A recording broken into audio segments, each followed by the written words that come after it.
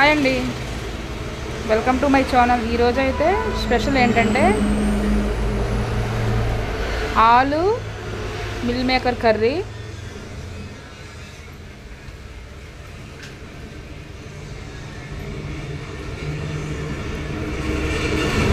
next వచ్చేసి మనకి సాంబారు,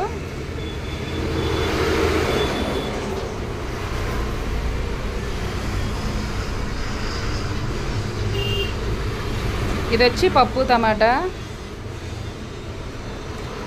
పెరుగు, వంకాయ మసాలా కర్రీ,